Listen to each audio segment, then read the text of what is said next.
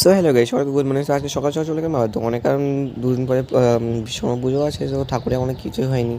তো তাই গিয়েছিলাম, অনেক কাজ ছিল, রঙ ছিল, ওই সাদা রঙটা দিয়েছিলাম, এখানে দিচ্ছিলাম সাদা রঙটা।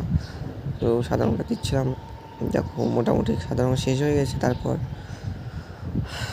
দেখাচ্ছিলাম তোমাদের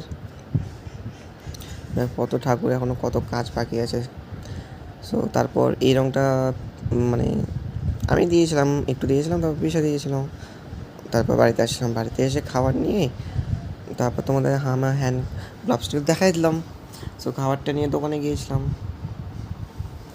সো দোকানে আসার পরে মোটামুটি কাজ শেষের দিকে, কিন্তু এখনও পুরোপুরি শেষ হয়নি, কারণ অনেক বাকি আছে। সো সবাই কাজ করছিলো, তারপর সবাই কাজ কমপ্লিট করার পরে তারপর ঠাকুর নিতে আসছিলো লোকেরা। সো দেখো গাইস, কত ঠাকুর ছিল, এখন মাত্র কয়েকটা ঠাকুর আছে। তো সবাই